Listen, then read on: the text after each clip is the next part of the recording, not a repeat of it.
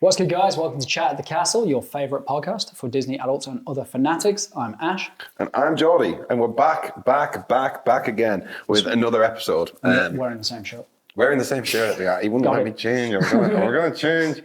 But anyway, I might just do it now. We're recording. And I'll be like, you're an outfit repeater. I'm going to say, you're all going to have to wait because I'm going to change my shirt.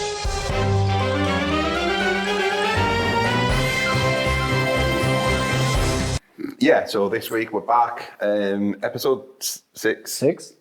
I think. I hope so. I hope so too. Well, actually, knowing our counting skills. Could be 5. Could be 7. Could be 7. But yeah, anyway, we're going to talk about something that we've not really spoke about, and we're going to talk about video games. Sweet. Because, I My mean, faves. we've spoke about fandoms, we spoke about kind of nerding out. Part of that is video games, I think. Massive part of it. For a lot of people, maybe not everyone, but I think for a lot of people, that's definitely the case. It's somewhat ingrained within the culture of the nerd, isn't it?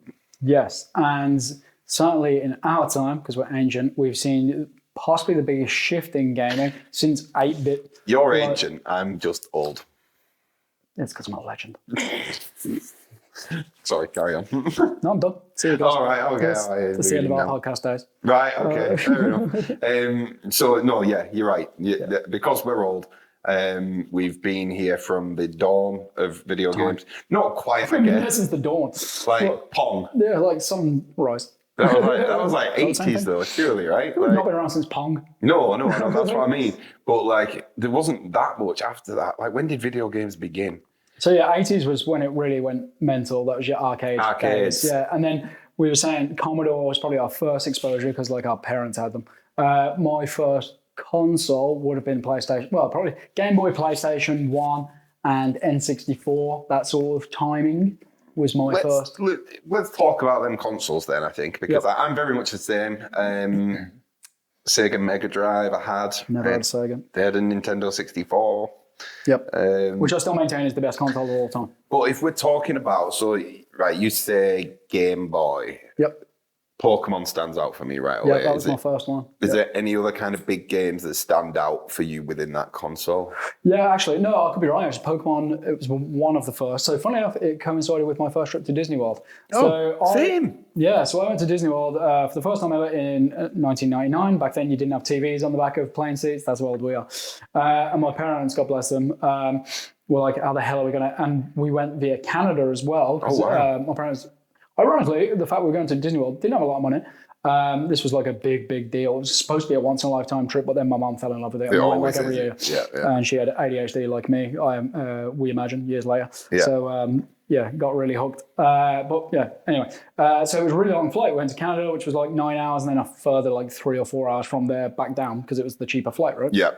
So, my parents bless them. They're like, we got 2 kids, 1 6, 1 9. How are we going to... 6, 1 9, nice. How are we going to entertain these kids for that long? So we're at the airport, and my parents surprised me and my brother with Game Boys, small Game Boys. It wasn't like the big grey ones. It was the next one after that. No, it was Game Boy Colors. No, it wasn't colour. It was still a grey screen, but it was like Game Boy Mini, I think it was called. Oh, no, yeah. It was like a little one. Sorry, my Game Boy Color was and I got mine from America, so it was didn't have the U.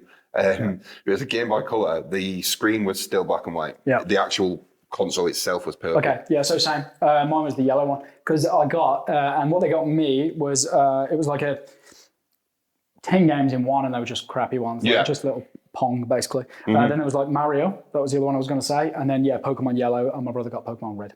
So that was it, Yeah, no, mine was Pokemon Blue. Very similar. Weirdly, our lives seem to do this. We've got a very similar experience with our first trip to Disney World, that we experienced a lot of things very similar. But yeah, I remember actually getting mine when I was in America, I believe. Yeah, because it was spelled the American way. I think I remember having a Harry Potter game. Not on that one, actually. That was an advance, but... On the Game Boy Color, all I can really remember was Pokemon Blue. Yeah, it's because I'm pretty sure I'd completed it by the time I got to America as well, which is quite funny. But they sucked you in, and then the good thing about the Pokemon game as well is completing it was 10% of it. After that, you wanted to fill your Pokedex. You wanted to go and Did you ever and fill a catch Pokedex? Mewtwo. God no. Because then it started going into things where you had to like plug in cables and trade with your mates to get certain Pokemon and all that jazz. So I was like, certain ones that you can only get on blue. Yeah, exactly. I was like, even back then, nah, too much. Even as an adult now, I started playing on the Switch, and I was like, I'm going to finally complete a Pokedex. Didn't happen. No. That's such a big commitment. Yep. Like, because like you just chancing it. You're going in the right area to maybe find. And the minute you find one you need and you don't catch it, it's enough to rage quit for years. 100%. 100%. And back in the Game Boy Color days, like you could be about to catch one, and then your Game Boy dies. Yeah, battery runs out. And you hadn't saved it, or like your battery's dying. You're in the middle of a battle, and you can't save it, and so much stress. Yep. Kids nowadays don't understand the struggle. You just get to plug in a cable. Which, to be fair, and this is what we spoke about, living through the evolution of video games, I remember getting a Game Boy Advance SP that was a flip-up one that had a backlight and was chargeable, and that was a game changer. I could play it in bed. I didn't need to constantly press my mum and dad for batteries. It was just a completely different world, and that was when it was like Pokemon Ruby, Sapphire, Emerald. Yeah, for any Zoomers watching this, like go back and look at the accessories you had to buy for like a Game Boy just so you could see the screen if it was dark. You remember there was a light that you had to like clip onto it. So because it was like a 14-hour flight, obviously we went through stages of light on that flight. And it got too dark to carry on playing. So I was like, oh, bugger that. I had to have the reading light on and like hold it at a certain angle like this to be able to even play Pokemon. Commitment. You had to really you had to try to play these games. You had to earn it. But then if you go to like a PS1, what was the games that stick out for you on that? Because I've got a very random game that I remember playing as like the first ever game I played, and it was Tekken 2. Tekken's a good one.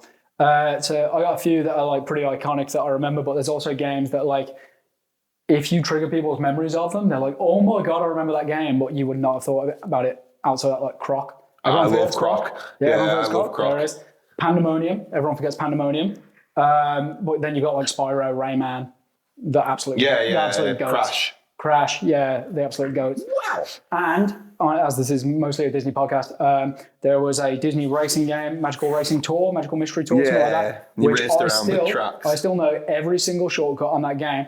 I did, when I first started streaming, this was pre-TikTok days, I did a 12-hour stream to celebrate making like Twitch affiliate or whatever it was. And it was through the night, and I was flagging after like hour 11. And someone, I don't know, we got onto the topic of it, and I found a ROM of it online legally. Yeah. And downloaded it and played it. And for the last hour of that 12-hour stream, I had more energy than I had the first 11 hours because I was so stoked to be playing this game for the first time in like 25 years. It was amazing. And the music from that game as well. Like you're talking like, when we Speedstorm is essentially a remake of it, but a lot more advanced.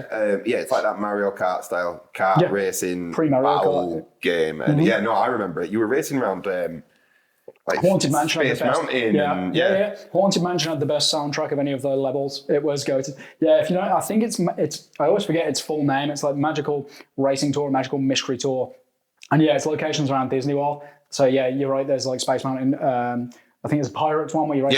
I'm sure Pirates was one. Go check it out if you haven't already. You can totally legally, of course, with Disney's permission, download it on PC as a ROM. Just play it. It's allegedly. So and then play Speedstorm to properly support Disney. Speedstorm is a banger. Speedstorm is a banger. Soundtrack's unreal. I was in like the top. And you can customize your character on Speedstorm. I was in like the top 20 in the world as Mickey Mouse on that.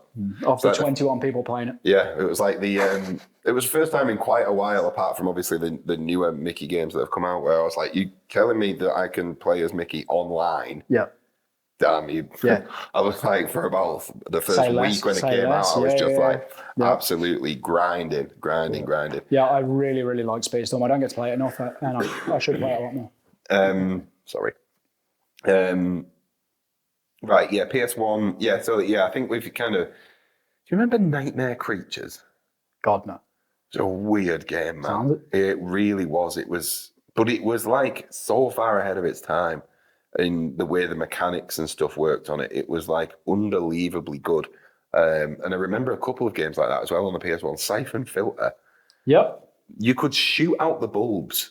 Yep. That was so ahead of its time, stuff like that. Anything involving the environment in games back then was like, whoa. I can impact the world that we're playing within here. That was a big deal. I never really did a lot of GTA on PS1 because it was the Top down. Top down.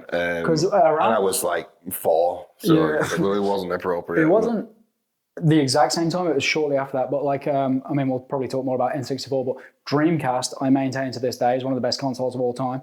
Its problem was it was so far ahead of its time. People were not ready for it. Soul Calibur, Soul Reaper. I remember Soul Reaper. Yeah. Both fantastic games. One of the best Sonic games of all time. I think it's Sonic Adventure. I think it's called. Fantastic game. I love the great Dreamcast. logo as well. It was on Arsenal. And it had the little like memory card you could pop out and essentially have like a mini games on the memory. It was insane. I love the Dreamcast so much I bought another one like 4 years ago. How much was it?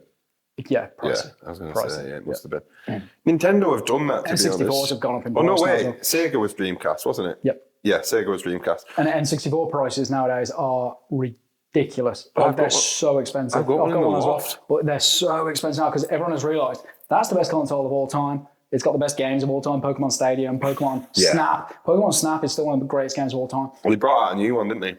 On the Switch. Yeah, I've got it. It's incredible. I didn't get it, didn't play it. Content creators loving a game about photography, who'd have thought? I know, N64 just GoldenEye. GoldenEye, I was about to say. Yeah, people realise it's the best console of all time, and prices have gone. Maybe there is someone in the comments around here that remember a game on the N64 called F-Zero X. Remember it? I remember seeing it. I don't think I ever played it. It was like a jet racing. And yes, I have played it. It's a great game. It was like Wipeout. It was like, yeah. And it was like you would get these boosts, and all of a sudden you would just absolutely be completely uncontrollable. I remember that. I had like only a select few games on the 64, and that was one of them. F-Zero X was one. Pokemon Stadium was one. GoldenEye was one. Like all the big hitters. Yeah. I never really played Mario much. Same. I was never a big Mario guy. No. Still to this day, still not. No, me neither. I think the most fun Mario Kart is the most. So you could like fill the Mario void in your life. Yeah. No, I think Mario Kart is the best Mario experience I've had. Or actually, this is back to Nintendo and the DS and the Wii in Mario and Sonic at the Olympics. I had a lot of fun with that, especially on the DS. Like, you had to sprint and you had to get your stylus and you'd absolutely wreck your touch screen because you were doing it as fast as you could to like run. It was just... And that's what it was. I never got a DS. I think, probably the early ADHD symptoms. I was like, anything that if I lose it is going to stop my ability to game, I'm screwed. Got the styluses. Yeah. So I was like, anything that requires me to keep track of multiple things, I'm buggered. There's no point getting it. I was like that. And I think I ended up just buying like a pack of like 20 styluses so I could just like lose them because I'm so bad at losing stuff like that and there's so little. But yeah, the DS was, again, it was like a thing of, it was a moment in time. They're discontinued now. They don't even, I've got you can still buy them. I've got a 3DS. It was £100 on eBay. I didn't buy it for that. I bought it for like 40 off Facebook before they got discontinued. But some really good games on them. Nintendogs. Yeah, I was about to say, rip to all the Nintendogs out there. What? Yeah, sad. Yeah, sad. Rest in pieces. Yeah. Okay, the right. OG Tamagotchi. I think my favourite console of all time, it's between two, and I think it'll be the PS2. I think that when we jumped from PS1 to PS2, it felt like we'd jumped from black and white to 4K. Yeah, it's possibly the biggest jump we've seen for sure.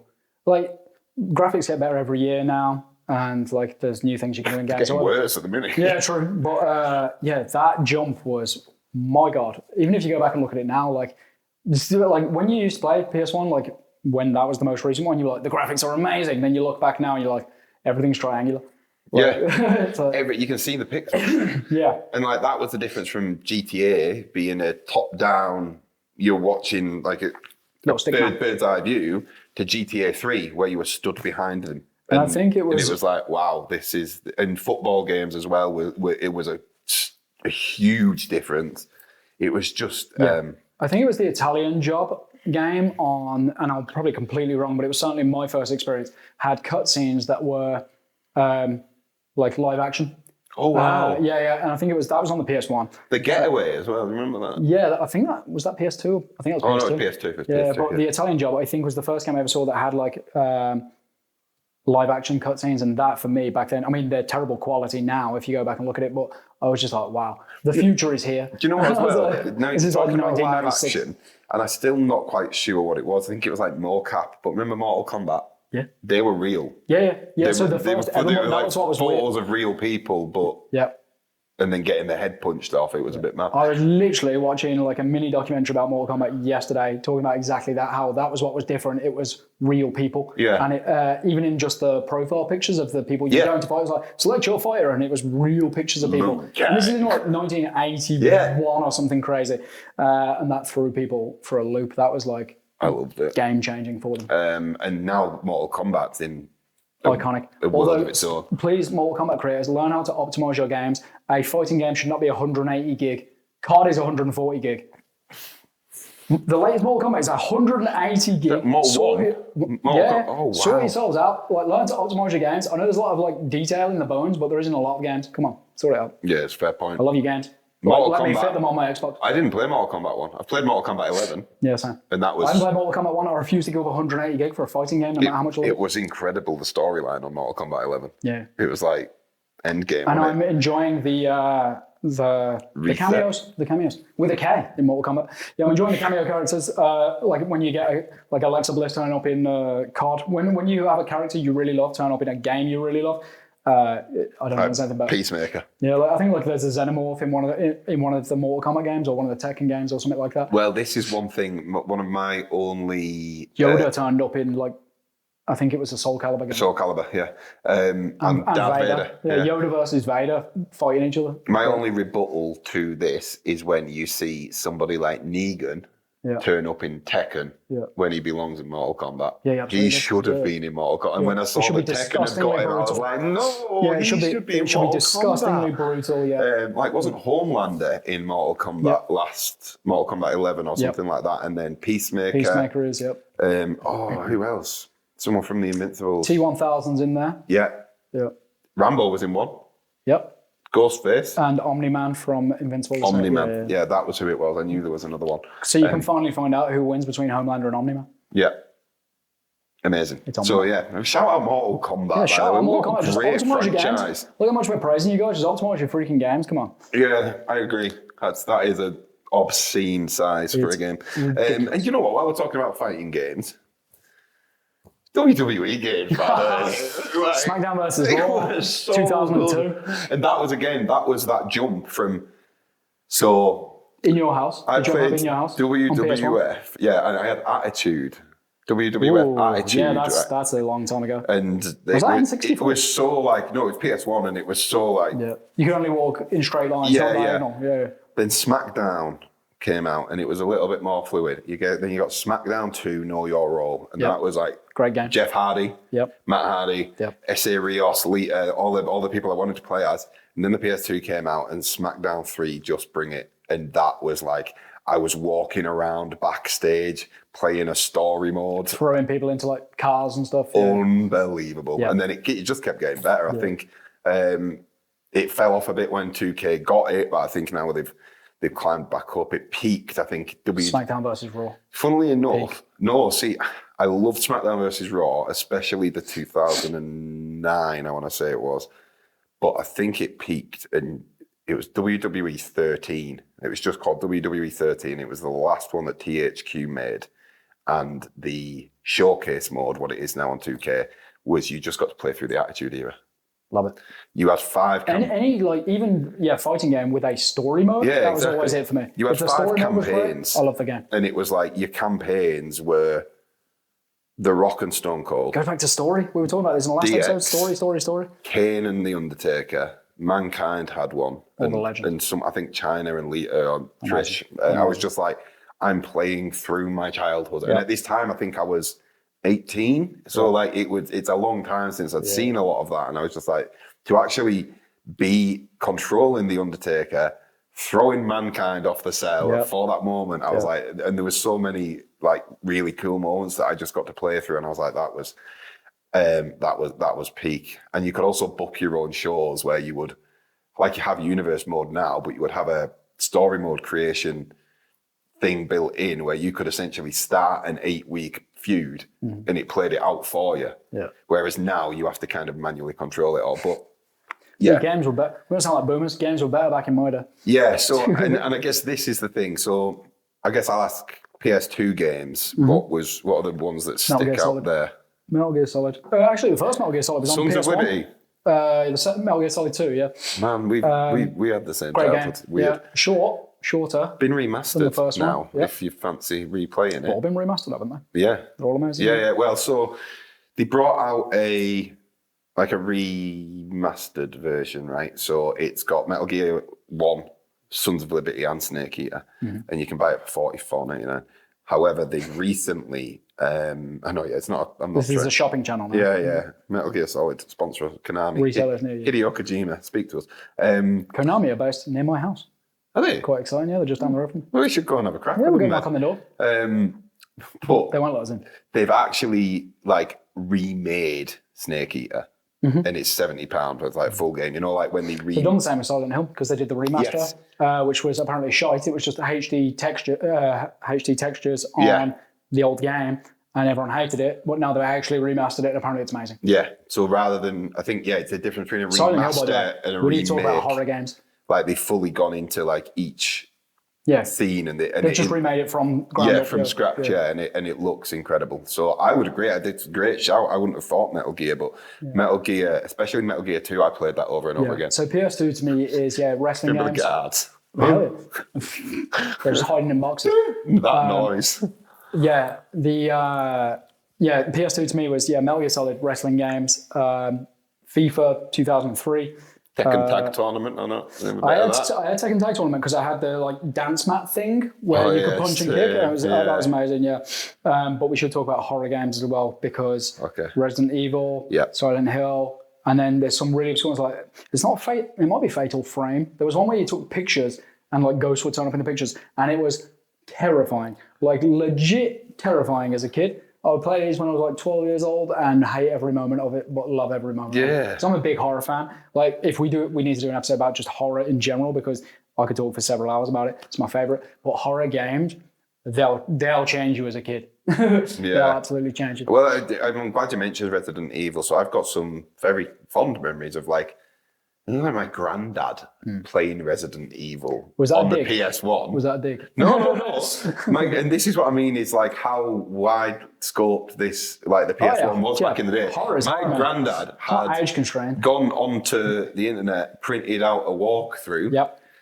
Three copies of it. Yep. Handed one to my dad and one to my uncle because they were all trying to beat Resident Evil. And I just I love that. That is so 90s.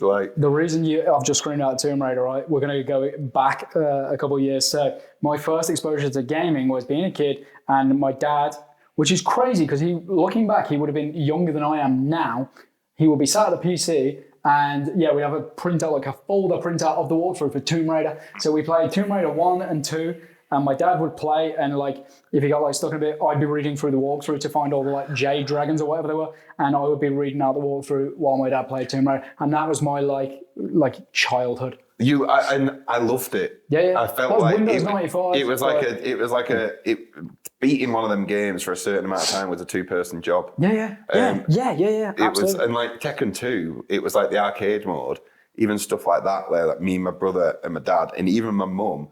When you completed one of the characters' arcade mode, they had a little cinematic video of them at the end. Yeah. And my dad, when he beat the final person, he would shout, "It's gonna start now!" And everyone would run down and watch it. And it's these little things that it's I think the bonding, still to this day, I can talk to my dad about those gaming days. That's a bonding moment. Oh, absolutely. Some obscenities were said to Lara Croft. God, She was called some names. Yeah, God, As a son and his dad in the 90s, that's I reckon a lot of lads from that era will say the same thing. Yeah, and just back to racing games also. Back to Resident Evil for a second on the PS2 because I think Resident Evil 4 is one of the greatest PS2 games, if not the greatest PS2 game. Whether it's my favourite or not, it was that thing of this is so ahead of its time. Yeah. And they've recently done a remake of that, and I've still yet to buy it, and I'm just like, it's on my list. I'm worried because I liked 7 and 8. I thought 7 and 8 were great. I just don't. I'm scared because that's how fond the memory was, and I remember having like the tin case of it, and I was just like, that was an experience like no other playing that game. It was like a cinematic adventure, and it was just the fact that ran on a PS2 Slimline, which was not big. It's just like Jack and Daxter as well. Jack and Daxter, great shout. Another one of those ones like Croc that until you mention it, people will forget it exists. Well, the Naughty Dog, which is Crash Bandicoot, but more importantly, Naughty Dog is Last of Us. Oh wow, yeah, it is, yeah. So like, but not a Jack and Daxter TV show is what I'm saying. Naughty Dog have just made. I would watch a Jack and Daxter TV show, by the way. Oh, 100%. No question. Yeah. Like zero question. I'd be in it if they asked me. Yeah, same day one. I loved it as well because I'll be there doing catering. Remember Jack 2 Renegade? Yeah. When he just it turned from this like Crash Bandicoot Spyro style platformer adventure to a 15 where like Jack was like this psycho and he had this venom and like you could like make him go crazy. And lunatic. I loved it. It was absolutely brilliant. So around about that era, because now we're going to talk about console wars, probably moving forward from the PS2 era, but around about that era as well, going back to talking about us being nerds before in a previous episode, around about, the early noughties, probably from 12 to about 15, 16, was when I entered my MMORPG era as well on PC. So you're looking World of Warcraft, all those guys. But mine was a game called Star Wars Galaxies. I'm going to shout this game out because it doesn't exist anymore. It's fantastic. You can still play it via like an online download because it's being lovingly upheld by a community of about 1,000 people who still play it and are still maintaining and creating servers to this day for an RPG from 25 years ago. Shout out those guys. I still play it every now and then. It got replaced with a game called Star Wars Legends now, I think it's called. But Star Wars The Old Republic? Star Wars The Old Republic. Star Wars Legends is the online version of the old game, sorry. Shout out those guys. Right. They are legends. So it got replaced with Star Wars The Old Republic, which is still going now and is a great game, great MMO. But Star Wars Galaxies was an MMORPG, and it was, again, so far ahead of its time. I went so deep into that game. I was like a 13-year-old and I was running economies. I was mayor of a city full of like real life like 40-year-olds probably in like Ohio. I was like the mayor of a city and I was like, you could choose professions and not like games now where you choose professions and you level up like 20 levels and you're the best at that profession. Yeah. You have to dedicate 2 years and multiple skill trees, like 2 real life years. Yeah, real time. Multiple skill trees, find obscure like tools. Like I wanted to be a creature handler. This was before I became a creature handler in real life. I wanted to be a creature handler in this game, right? And you had to go down some deep stuff. You had to learn about like leather making, just so you could understand like animals, like skin types. It was in depth. And then one day they simplified it all because that was too much for people. They thought it wasn't. It was amazing. I was 13 and I got it. Yeah. But they simplified it massively and then it fell off and then it got cancelled in the end. But when you're 13 though, you can... I had the time and the energy to get into that profession. You learn so fast. Like now I see a game and if I don't pick it up straight away, I'm just like, nah. Especially with me with severe ADHD, I was like, right, 2 years to lock in and learn a full career with 40 skill trees. Let's go. This sounds like my dream. See, I never really did much of the MM. I couldn't get into World of Warcraft. I found it too simple. I never really had good enough internet. World of Warcraft, you needed a subscription, didn't you? Yes. So trying to convince my parents that I should get I think it was like $6.99 a month subscription and why it's worth it for me to play Galaxies. Yeah. And then was Galaxies a subscription as well? It was. Right. I say there's no way I was convincing my mum to pay for that. Yeah. And then being like, oh, can I have a tenner? What for? Yeah, like 1,000 credits. And do you know why? Do you know why my mum and dad, neither of them would have paid for it? Because you're never going to make money playing video games. Yes. Let's get on to that conversation shortly. But yeah, convincing my dad, can I have a tenner of real money to pay for 1,000 of this fake money in this video game was always a fun I've told you before, haven't you? And then like my mum was talking to me because she's an accountant and she was saying that she's got like some streamers on. And she was like, hey, they make good money, you know, Jordan. I tried to tell you this 20 years ago. Do they? I was trying to tell you, you know, when I said I need online internet and I want to be able to stream. But hey, there you go. Look at us now, parents. Yeah, look at us now. Yeah. When I tell my dad about some of the like, I'll work with brands and stuff now, or get like sponsorship deals or flown to places, he's like, why are they paying you to do this? I'm like, because of like this. He's like, Yeah, I was wrong about it like 20 years ago, wasn't I? I was like, yep.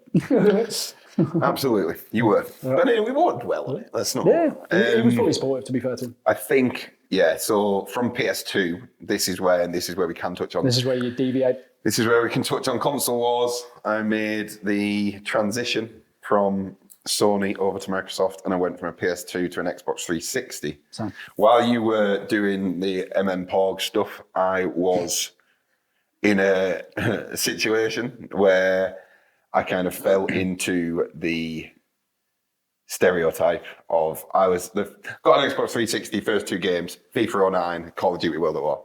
Not Halo. No, Halo 3 was there. I think I had it, but I'd never really played Phenomenal game. The second 2 games were the next FIFA. I went back and bought Call of Duty Modern Warfare. You're a FIFA and card gamer. Oh, brother. I want to tell you, like, I was in on FIFA. I was crap at COD, but like I was good at FIFA. I was there for the first Ultimate Team that ever got released, and it was like, hang on a minute, like build my own like shootout cards. Yeah. So I can open packs, but I can use them. Oh my! We're in trouble. Yeah. Basically becomes gambling for young teenagers. That's exactly what it is. There's no two ways about boxes it. Is gambling. Lots of parents out there got their bank accounts raided because they let the kids buy one pack and then the card details were saved and then they got rinsed. Yeah. But yeah, I was very much and honestly stayed on that FIFA wagon right up until like Series X, and I was a Div 1 player in Ultimate Team. Me and my friends won the Pro Clubs Division 1 title. Wow. I was in. How did this not get brought up during our nerd episode? Because I don't know. I guess it doesn't. Just because it's football doesn't mean it's cool. Yeah, no, true. Actually, yeah. Like me playing, I think 2018, year before I met my wife. Funnily enough, it's amazing you met a wife. I know, after all of the rest of the lads had clocked 600 games that year, and I clocked 1,100 and something.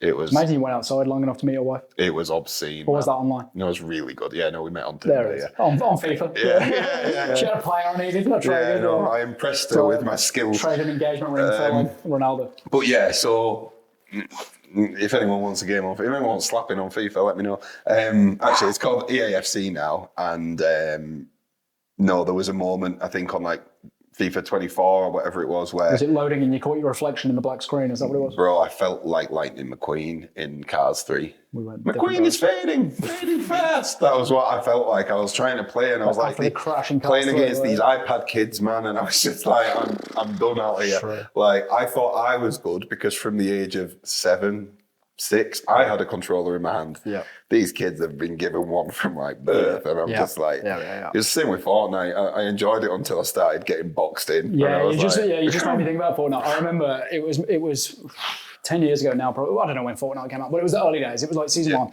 of Fortnite, and I used to play on console with my mate Sean. And we were good. We were very, very good, right? But yeah, not as good as these guys who could spam entire mansions in 2 seconds.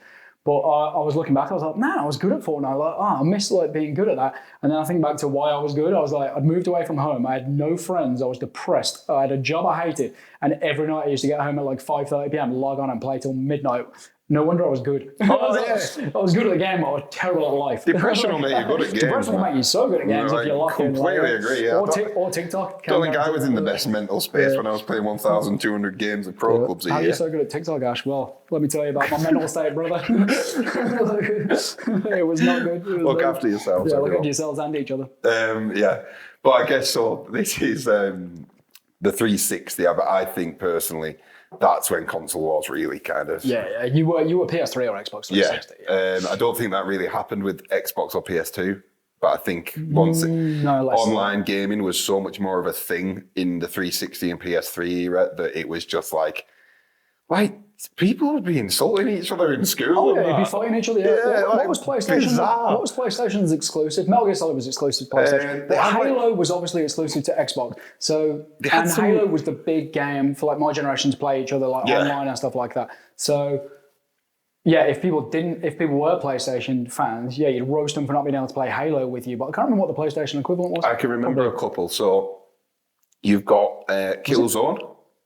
Was that PlayStation exclusive? Because Killzone was amazing. Yeah, Killzone was a PS3 exclusive and a PS2 exclusive. PS2, yeah, 'cause I had it, There was, but this is the thing, it was never the same as... The online wasn't as good. No, Resistance Fall of Man was a PS3 exclusive, and it was like Aliens had come down. Incredible game. I watched my brother play it, but not Halo.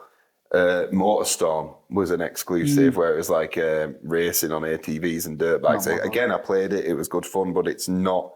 It's not Halo. But that's when like The Last of Us entered. There it is. Yeah, so it was Last of Us, it was like Horizon, all those games. Yeah, that's where they started to come in. Or PS4 maybe. I think The Last of Us was PS3. I might be wrong about that. Just had one flag to me as well that we should talk about, Guitar Hero. Guitar Hero. Oh, wow, yeah. I became goated at Guitar Hero, by the way. I was like top tier. Probably still am. A year ago, bought Guitar Hero. I bought an Xbox 360 and Guitar Hero 3 because it's the best Guitar Hero ever. Like a year ago. It cost me about 200 quid for the pair of them, and it's worth every penny. Because that game to this day is still amazing. The annoying thing is, back like 20 years ago, whenever it came out, I bought like 100 songs. Yeah. Thank you, parents.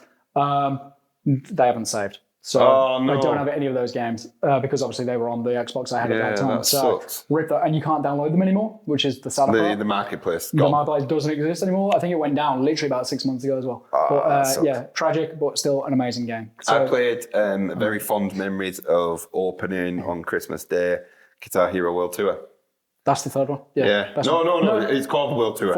You got the band. It was the one that was the fourth one, the drums, the bass, the mic. I actually got the pack for Christmas where you got 2 guitars, the drums, and the microphone. Rock Band was better at that stage. Yeah, exactly. And then Rock Band got shit and Guitar Hero It was their answers to... They kept fighting each other, which was It was their answer to Rock Band. But I enjoyed it because I got to drum, and I was much better at drumming than I was at playing guitar, which is ironic because I play guitar now and don't play drums anymore. Yeah, right. I was better at guitar and shite at drums on Rock Band, but I'm a drummer. Yeah. Really weird. That is weird. Yeah, we should start. We should delve into that. We should start band. But no, Guitar Hero. I think we're due one. I think the world needs a new. Well, Fortnite's got it now. Oh, does it? Yeah, Fortnite has basically Guitar Hero and Rock Band in Fortnite now. I'm interested to see. And you can get like skins and all sorts. Crazy. I'm still yet to fully see what this Disney and Epic Games partnership is going to entail. Come on, Disney, hurry up. I'm waiting to see. I'm excited because of what Fortnite is, and it's like you have the classic Fortnite, but now it's also this like you can play whatever you want. It's basically Roblox. Yeah, and that concept with Disney's IPs is very exciting to me. But I'm just waiting to see what happens. I'm looking forward to it. But are you still Xbox now? Yes, I literally got so I was on Xbox One for way too long. I got a Series X about 2 months ago. Oh, wow, yeah. I was still playing my Xbox One until like 3 months ago. Really? Yeah. I got the Series X kind of like quite quickly as it came out. But I was me being... Because you got Xbox Game Pass, which is the greatest invention in gaming ever. Because again, with ADHD, I need to lock into a game within, if it doesn't grab me in 2 minutes, I'm never playing that game ever again. I'm the same, yeah. So spending 80 quid, 70 quid on a game was just not justifiable for me because I may never play it. So Game Pass, where you pay, I think it's now about 20 quid a month, and you get access to all of them. Yeah. And if you don't like it, no worries. If you do, then you've got it. Fantastic. Yeah. I love it. And I think that there is now some really good day one releases that you actually get as part of it, especially like with Forza. More so because they've increased the price and everyone kicked up by a lot, like 50% they've increased the price. I think it's coming in January or whatever on Game Pass. But they have said in return for this massive investment, you're going to get like EA games, Ubisoft games, and more day one releases. Yeah. So, one of our producers has just held up a sign saying Stuntman. Yeah, it's one of my favourite games of all time. I was playing it last week.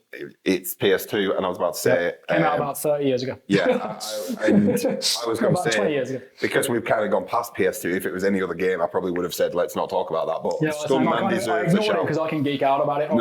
If we talk about this, it's going to be 10 minutes. Did you play Stuntman Ignition on 360? That's what I was playing last week. Right, oh man, so much fun. Probably not even a week ago, probably 4 days ago. Yeah, I played it probably about 2 years ago, if that. And I spotted Stuntman Ignition on Game Pass about It's 3 so weeks much ago, fun. and I've played it probably 4 times a week since then. Should we play it tonight? I wanted to be a stuntman when I grew up based on Indiana Jones Stunt Show and that game.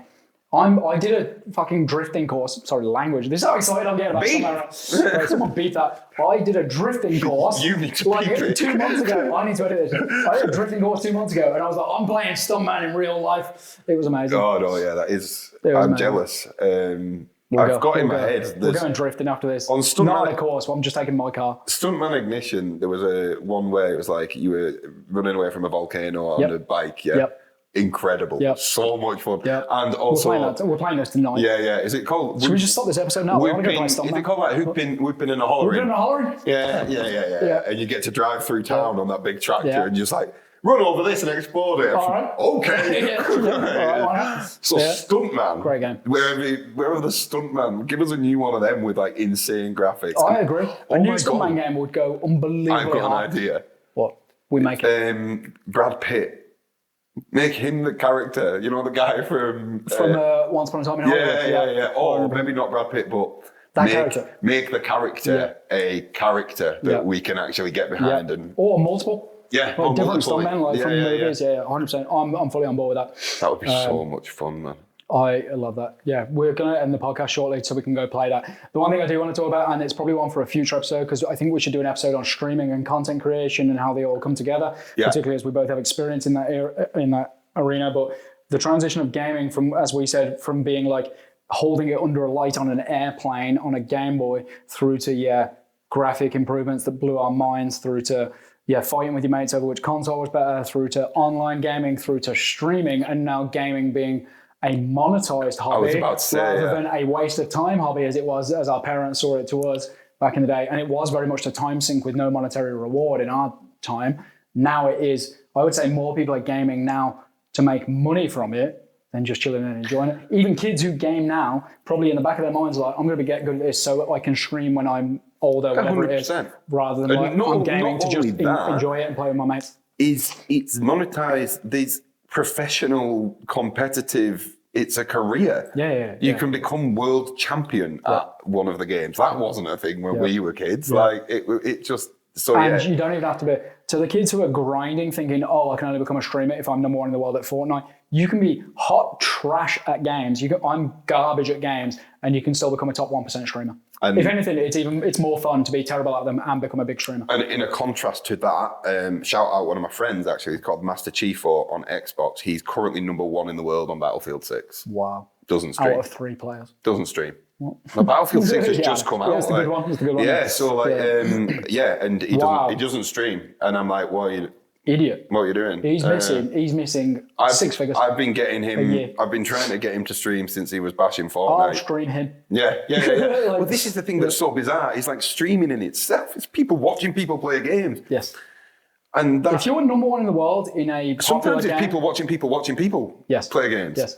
If you are number one in the world at a even vaguely popular game, that's a 6-figure salary, by the way. That is a 6-figure salary. This guy's missing out on 6 figures a year. If you are number one on something like Battlefield 6, potentially you're looking 7 figures if you play it right and you have a good manager. And by the way, I'm offering those services. 10% is my fee. And he's called Master Chief. And he's called Master Chief. Put a helmet on. You are looking 6 to 7 figures if you are number one in the world at Battlefield 6. I think he should stream with a Master Chief helmet on. Well, if any kids are listening to this, don't dedicate your entire time to becoming a big streamer. Go to school, focus. Don't use ChatGPT for your essays. Oh, yeah, very true. Drink loads and then write them in an evening like I did. Use ChatGPT for sick notes.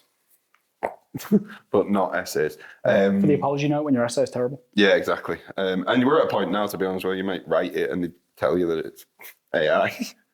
But yeah, quickly before we do wrap up the episode fully, because we've spoke about a lot of games, give me your 3 favourite games of all time if you can. I can't. It's tough. But I'll give one, and it's Star Wars Galaxies, and I'm sad it ended about 20-something years ago. My current game, Stuntman Ignition. Yeah. Easy. And Guitar Hero 3. There we go. Very good. None of them within the past 15 years. I would say, I'd be remiss if I didn't. I probably have to mention FIFA because of how much time I've spent on it. And Disney Magical Mystery Racing Tour. Yeah. Whatever the fuck it's called. Batman, the Arkham series. Great series. I would probably say that is my favourite gaming franchise of all time. Batman Arkham Knight I've probably completed and I 100%ed those games. It's a very rare thing for me to do that. I collected all the Riddler trophies on all of them. You've got to be neurodivergent. And I was really excited to do it, and then was gutted when I'd picked up the last one, even though it was so frustrating to find them all. So that's definitely up there. And if I had to pick a third. If you really want to engage like Jordy in something, by the way, to Jordy's wife, delete his save data for that game so he can 100% it again. No, really funny. please don't do that. Please don't do that. Please do that. It'll be the best 6 months of his life, despite him hating you for about a day. I just start New Game Plus anyway. So, right, yeah, I guess, what was the first thing I said? Oh, yeah, FIFA as a franchise I have to mention because I've spent too much time on it. And then I would probably say Arkham as a series. And so your favourite game is 25 games. Well, okay. Yeah. Pick a FIFA. Pick a FIFA. It's 03, by the way. I'll do it. David's on the cover. I think it was FIFA 19 when we won the Div 1 title on Pro Clubs. And that was I'll give you that. I won it with the lads and I was the captain, and it was a very stressful time to get to that point, and we got there. And then we did it again. I think we won it 3 times. So that was, I'll pick FIFA 19. I will pick Batman Arkham Knight because I've completed that one more than the rest. And then I'm trying to think of something that just is fun and like everything a game should be. Stuntman is definitely up there. I'm amazed you haven't mentioned a wrestling game. Yeah, exactly. Surely it's SmackDown 3. WWE 13 if I'm mentioning a wrestling game. Yeah. Batman, football, wrestling. You're such a franchise whore. Yeah, I'm such a basic bitch, really, honestly. I'm really bad at stuff like that as well. Like, my favourite person from The Walking Dead is Rick. Like, I'm such a basic bitch, honestly. Like, my favourite Avenger is Iron Man. Like, my favourite Disney character is Mickey. Like, you're a surface level guy. You're my favourite Disney content creator. It's because I'm the best. Yeah, exactly. So, yeah. False, I'm terrible. No, don't say that. You're good. Right, we're going to end this because we're going to go and play Stuntman. Hell yeah. It's not even a 2-player game. No, it's not. We're going to have to do classic pass the pad. Like, what we were saying earlier, one person like reading a walkthrough kind of vibes, It's on times, isn't it? Yeah, we get to compete in how many stars you earn. Yes, I'm excited for that. But thank you for listening to us waffle. We didn't actually we did, but that was... It seems we could do quite a few episodes about games. That was the most kind of easy to just keep talking. I don't think we've actually spoke about video games together in that detail before, so that was why it was probably so about easy. 1% of what we could as well. And I hope you all enjoyed it. Tell us your favourite games. Yeah, please do. Maybe I'll try and drop a list again or something with like consoles and then just let us know which games. Yeah, I'll try and do that because then we can upload. Tell us your least favourite game of all time. I want to hear that. I don't know if I have one. I will have one, but I have to think about it. Minecraft. Next episode. Wow. I know, that's Roblox, just because I don't get it. It's the one time I feel like a boomer. I don't understand Roblox. I'm the same. I don't dislike Minecraft. I've got a lot of respect for it, of what it is. There's too much to do. Especially you're talking efficiency. Games like, 16 megabytes. It's like nothing. It's so clever. It's just I missed the wave. So I get on it and I'm just a bit like, what do I... so much. What do I do? I don't want to mine or craft. So what do I do? I'm surprised I've not ended up building a Disney castle or something. That's the thing. People have built the entirety of Walt Disney World to scale in that thing. It's insane. Yeah, exactly. That's why I respect it. Make sure you mine and craft the episode, by the way. Yeah, please mine and craft the episode. Please like and subscribe. And we will see you next week. And I don't know what we're talking about next week at this point. I think it's Christmas next week. So is it? Oh, well, we'll be getting. We'll talk some Christmas movies. We might do a quiz. A Christmas quiz. A Christmas quiz that's just about Disney and isn't necessarily about Christmas. Yeah. Okay, right. Thank you all. Goodbye. Ciao the castle out. Merry Christmas.